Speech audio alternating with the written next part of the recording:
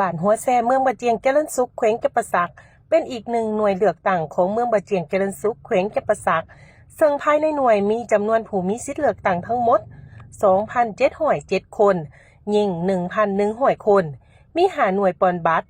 ภายหลังที่เปิดการปอนบัตรเลือกตั้งอย่างเป็นทางการในเวลา 7 โมงประชาชนผู้มีสิทธิ์ปอนบัตรเลือกตั้งได้พากันออกมาใส่สิทธิ์เลือกตั้งเป็นขบวนฟดฟืนโดยมีคณะกรรมการรับผิดชอบหน่วยปอนบัตรติดตามและแนะนำขั้นตอนต่างๆผ่านมาทางอำนาจการปกครองบ้านแม่นได้เป็นเจ้าการนำพาทางด้านการเมืองแนวคิดแก่พ่อแม่ประชาชนนำเอาขอแนะนำมาอบรมให้คณะกรรมการให้รับรู้เข้าใจเฮ็ดหน้าที่เวียกงานป้องกันศาสตร์ป้องกันความสงบด้วยความเอาใจใส่เพื่อเฮ็ดให้การเลือกตั้งครั้งนี้รับประกัน400ส่วนห้อยหรือคณะกรรมการในแต่ละฝ่ายเขาก็ได้โดยมีมาตรฐานเพียงพอมีใครปกครองเนาะล้วนแล้วจะมีความสามารถ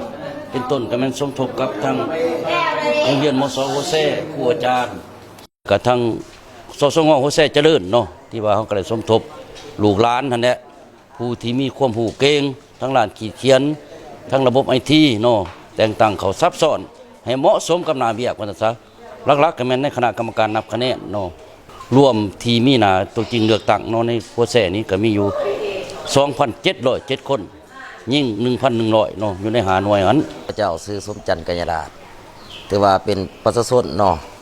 ไปในบ้านหัวแซ่แต่ว่ามามื้อนี้ก็มีความภาคภูมิใจหลายที่ว่ามีเป็นส่วนหนึ่งเนาะที่ว่ามาใส่สิทธิ์ใส่เสียงเลือกเอาผู้แทนมาพัฒนาบ้านเมืองเฮาจังซั่นได้ฝากถึงเดี๋ยวประชาชนเนาะผู้ที่บ่ทันได้มาเนาะก็ให้ตื่นโตมาข้าพเจ้าชื่อคำมีเกตวงศ์ตั้งนาให้เขตเลือกตั้งบ้านหัวแซ่หน่วยที่2ถือว่ามีจำนวนพลเมืองอยู่ในเขตเลือกตั้งอยู่ในกลุ่ม2ของหัวแซ่นี้มีจำนวนคนอยู่399ยิ่ง210ถือว่าการดำเนินการปอนบัตรก็มันได้เริ่มตั้งแต่ 7:00 นถือว่ามาหาปัจจุบันเนี่ยมันประชาชนในแต่ละเขตก็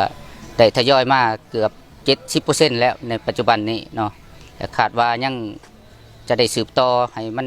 ตามครบตามกำหนดในจำนวนคนที่ได้กำหนดใน8หน่วยฮะข้าพเจ้าชื่อพันโทโสภาพินเดเอกเนาะที่รับผิดชอบในหน่วยปอนวัดเลือกตั้งเขตหัวแซ่2เนาะประจำอยู่กลุ่มหาเมืองบะเจียงของพวกเฮานี้คือว่าการไกลเกลี่ยเวียงงานป้องกันหรือว่าในขอบเขตความรับผิดชอบของเฮานี่คือว่าแม่นได้ไกลเกลี่ยผู้พื้นฐานแต่เดือนมังกรเป็นต้นมาเนาะที่ว่าแม่นได้ไกลเกลี่ยสำเร็จนะแบ่งความรับผิดชอบให้น้องแบ่งความรับผิดชอบของกำลังปกสเฮาเฮ็ดเวียงงานป้องกันความสงบเนาะให้รับประกันได้400%